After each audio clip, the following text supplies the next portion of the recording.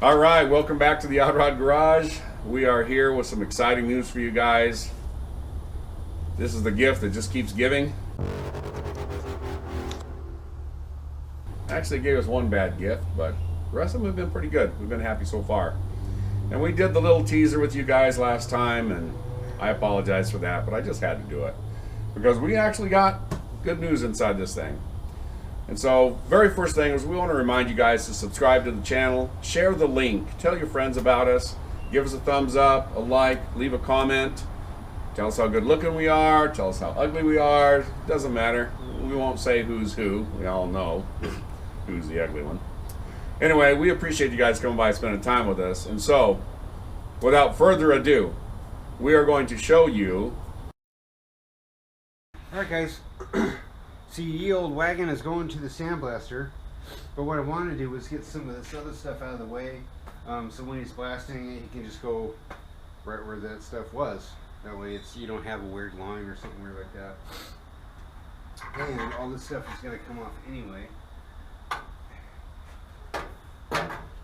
Yeah, come off.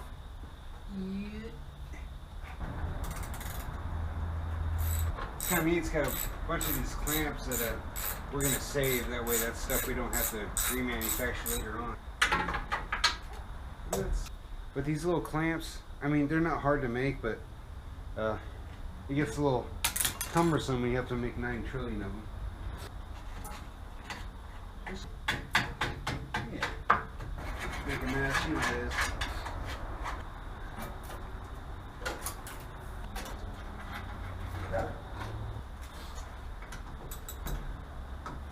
The old single reservoir master cylinder, which I guess is okay back in the day, but not now.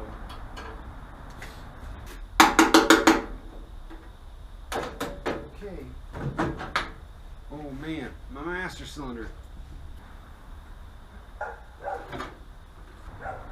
Oopsie. Should probably pump the tires up a little bit. And we need to get her to a point to where we can put other stuff on the pad. So, I'm going to fire up the air maker. Air maker. Fire it up, air up these tires, and get her out of here. Alright guys, rear tires are round again. Let's go ahead and kick her off the pad. Because we have 2 vehicles that we need to bring in here. Get some stuff done on that. So yeah, go ahead and do that.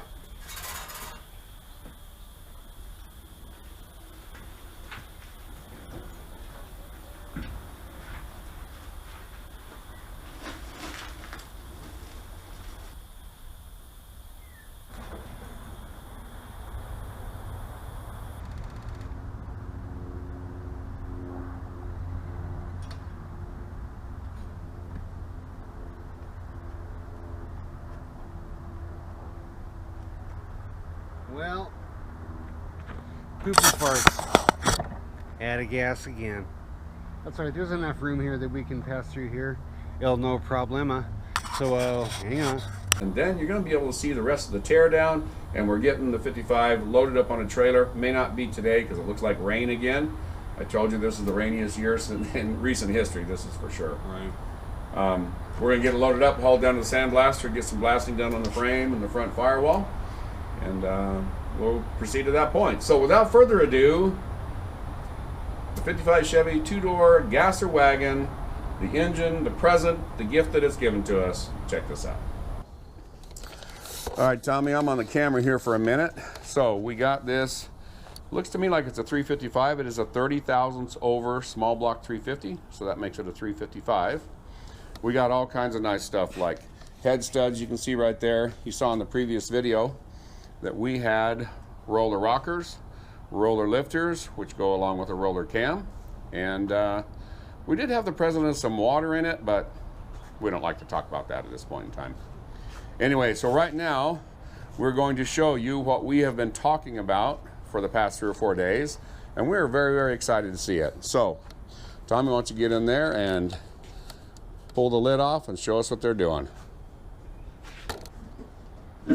There you go. All right. Now, oh, gosh dang it. Tommy, get out of the way. All right, it won't come off. tell you, sometimes dealing with professionals like him is just a pain in the rear end. We'll give it another shot. All right, Tommy. No matter where I go, it's just no. All right. We think we got this thing figured out. We're just playing with you guys. Ready? All right, there we go. The big reveal. That is a set of aluminum connecting rods. So you're looking at probably $400 to $500, maybe $600 sitting right there. And here's something that's really cool. Let me see if I can get a good shot for you. We have, let me see if this will work. If you look down in there, hopefully you can see. Maybe not enough light. Let's see if we can shine some light on the subject for you. Maybe there. You see there's a 565 and a 142. Let's see if we can find another one. Oh, there's a good one. Let's check here. All righty. All right, you see written right there on that connecting rod wrist pin boss. That one has written 563 144. And so what that means is someone has taken a bunch of money and they have done a complete balancing on this. And so you'll notice here on the crankshaft, this boss right here with that flange, it has some grinding done and some polishing. And that is because they're going through and they have done, I think, a complete reciprocating mass balance job on this. So just between $500 or $600 in connecting rods and the balance job, there's probably, I bet, maybe $1,000 setting in that lower end. Now we don't have the crank out yet, so we don't know if it's a factory forged crank or maybe if it's an aftermarket. Who knows? It might be stroked and we don't even know it. So that being said, that was our exciting news. It was exciting to us. Hopefully it was exciting to you guys.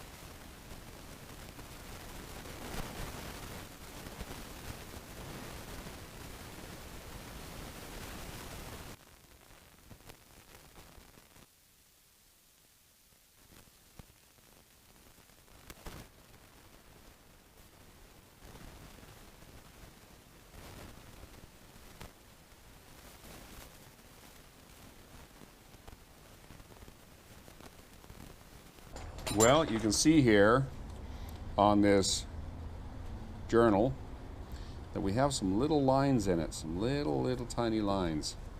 And guess what? That is from somebody not cleaning out the crankshaft properly.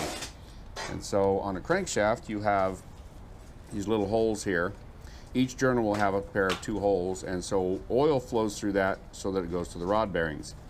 And when a crank is ground, it is, these journals get full of garbage, grinding, trash, abrasive, and little pieces of metal. And if someone doesn't clean that out properly, when you go to put any oil to it at all, it blows that abrasive out onto the journals, and you end up with scoring like you see here. Now this is not major, we can probably polish this, but the way you can tell is if you slide your fingernail along it, and if your fingernail catches, like that right there, then you have a groove that is too big to just be ignored. So that's not happy news, but it is happy news the rest of it. So we're going to get the front end pulled off of this thing. I'm hoping with all this money they've spent that maybe after we pull off the timing set here, maybe we have a gear drive unit on it. Probably not, but hey, we might as well shoot for the moon, right? So we'll get that pulled off right now. All right, can you guys hear that? That's the pitter patter of raindrops on top of our lean-to shed thingamajopper carport. All right, we're going to pull the harmonic balancer off and the pulley. We're going to pop this open. We are hoping for gear drive, but I don't think so.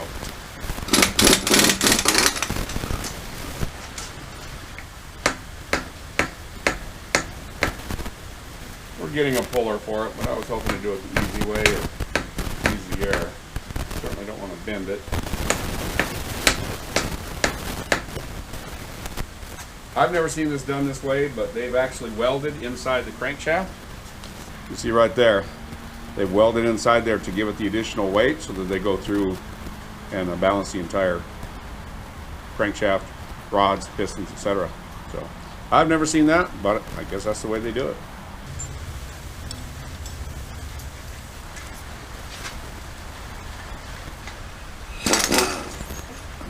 Well, that was stupid.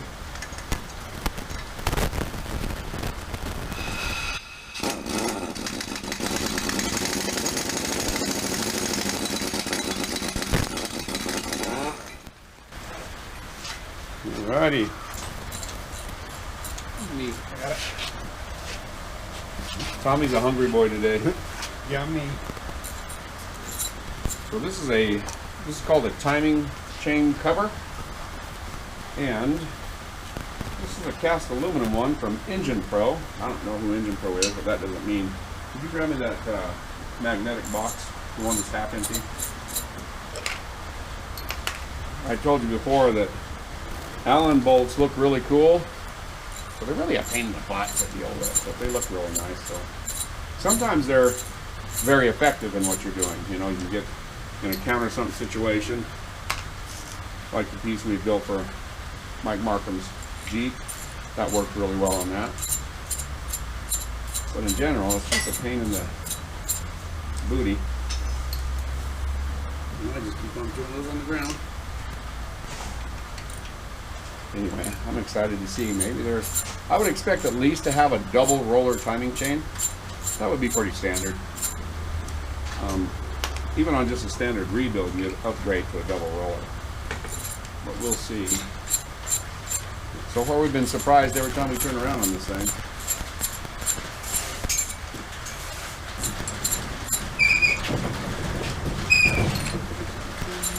What I am excited to see is I want to see what the numbers are on the camshaft. I told you the other day that on the end of the camshaft will be the numbers, and with those numbers we can look up and see what the lift and duration is. If you don't know what lift and duration is, that's alright. So how far the valve opens up and how long it stays open. And that is huge in determining how much fuel, air fuel mixture you get in there.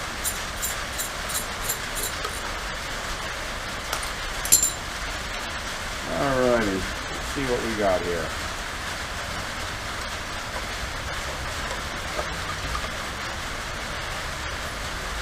Alrighty. Double. That's interesting. Alright, so we have double roller chain. So that's a good chain.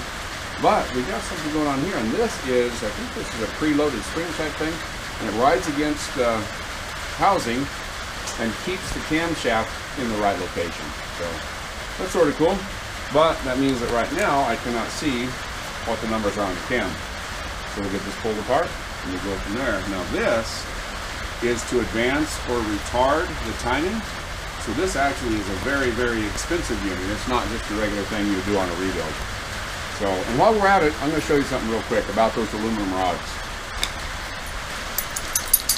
So this is the piston and rod that came out of them. This one's number 4, came out of the number 4 hole. And that is Manly. So I'm feeling even more Manly now. Anyway, Manly is a good brand, and very, very, very nice rod. Anyway, that is our brand name for the aluminum rods. You'll notice here where it separates, you'll notice it's sort of a sawtooth pattern. You'll notice it's a sawtooth pattern. That actually gives you more surface area and stops the rod cap from moving around. So these are not cheap. Look at the rain. It's all around us.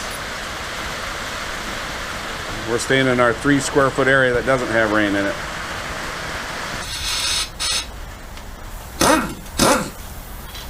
Let's see if we can get it with this.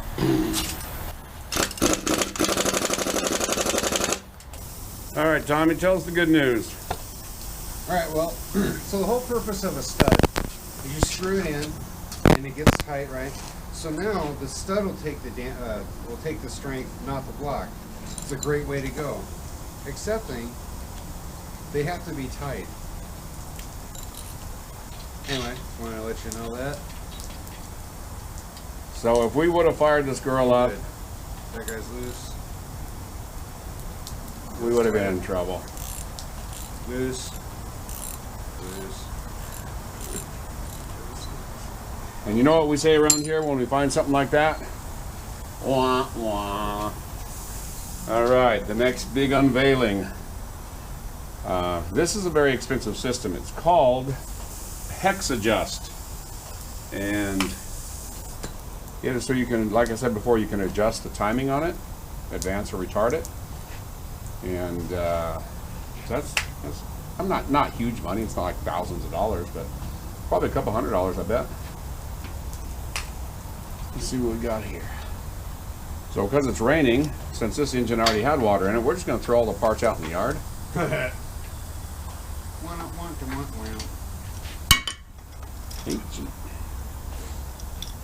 Alrighty.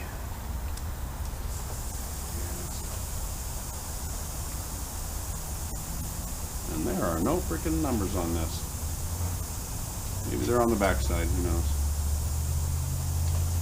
Alright. And now that I look, it's an ARP stud kit, which is phenomenally great stuff.